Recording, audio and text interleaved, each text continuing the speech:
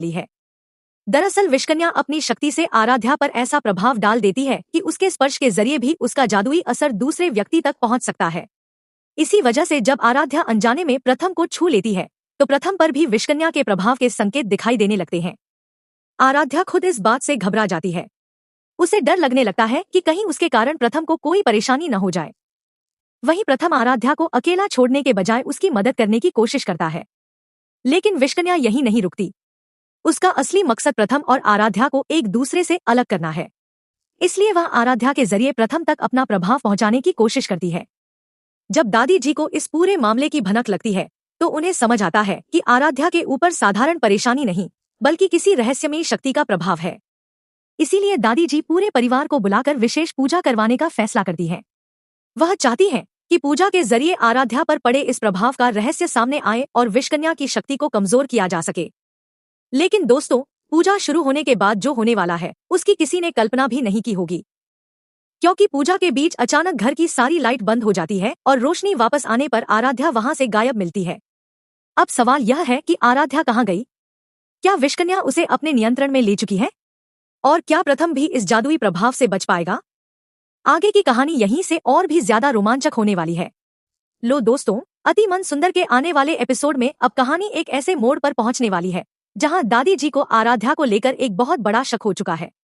दरअसल दादी जी को महसूस हो गया है कि आराध्या के आसपास कोई सामान्य परेशानी नहीं है। उसके ऊपर किसी रहस्यमय शक्ति का प्रभाव लगातार बढ़ता जा रहा है। इसी वजह से दादी जी घर में एक विशेष पूजा करवाने का फैसला करती है। दादी जी परिवार के सभी लोगों को एक जगह बुलाती है और कहती है कि आज की पूजा किसी भी हालत में अधूरी नहीं रहनी चाहिए। सभी लोग उनके साथ बैठ जाते हैं, लेकिन दादी जी आराध्या को खास तौर पर बुलाकर कहती है कि उसे भी पूजा में आकर बैठना होगा।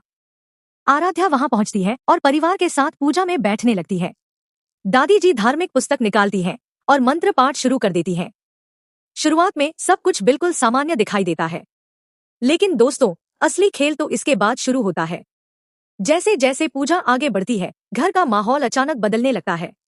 ऐसा महसूस होता है जैसे आसपास मौजूद नकारात्मक शक्तियां इस पूजा से परेशान होकर पीछे हट रही हों। आराध्या भी चुपचाप पूजा के पास बैठी रहती है, लेकिन तभी विषकन्या को पता चलता है कि दादी जी ने आराध्या को एक ऐसी पूजा में बैठा दिया है जिससे उसके प्रभाव को कमजोर किया जा सकता है।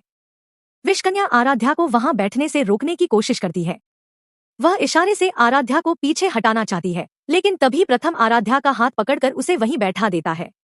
यह देखकर विषकन्या के चेहरे पर गुस्सा साफ दिखाई देता है। वह मन ही मन सोचती है कि प्रथम ने उसकी बात रोक दी है, लेकिन अब वह कुछ ऐसा करने वाली है जिसकी किसी को उम्मीद भी नहीं होगी। पूजा कुछ देर तक चलती रहती है। परिवार के सभी लोग पूरी श्रद्धा से बैठे रहते हैं। तभी अचानक पूरे घर की लाइट बंद हो जाती है। चारों तरफ अंधेरा छा जाता है। परिवार के लोग घबरा जाते हैं और एक दूसरे को आवाज देने लगते हैं। कुछ ही पलों बाद जब रोशनी वापस आती है तो सबके होश उड़ जाते हैं। आराध्या वहां मौजूद नहीं होती।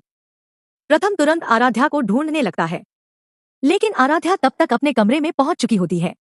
और दोस्तों, यही विषकन्या अपनी अगली चाल चलती है। वह आराध्या के सामने प्रकट होकर उसे चेतावनी देती है कि अब उसके अंदर उसकी शक्ति का प्रभाव और बढ़ चुका है। विषकन्या आराध्या से कहती है कि अब उसे बेहद सावधान रहना होगा, क्योंकि उसके संपर्क में आने वाली चीजों और लोगों पर भी उसका असर पड़ सकता है। आराध्या यह सुनकर डर जाती है। उसे समझ नहीं आता कि आखिर उसके साथ यह सब क्यों हो रहा है। विषकन्या उसे डराते हुए कहती है कि अगर उसने अपने ऊपर नियंत्रण नहीं रखा तो अनजाने में भी वह अपने परिवार के लिए परेशानी खड़ी कर सकती है। इसी बीच प्रथम आराध्या को ढूंढते हुए उसके कमरे तक पहुंच जाता है। वह आराध्या को परेशान देखकर उसके पास जाने लगता है। प्रथम के मन में सिर्फ एक ही बात होती है, उसे किसी भी हालत में आराध्या की मदद करनी है। लेकिन आराध्या उसे अपने पास आने से रोक देती है। वह डरते हुए कहती है कि शायद उसके अंदर कुछ ऐसा बदल चुका है जिसकी वजह से प्रथम को उससे दूर रहना चाहिए।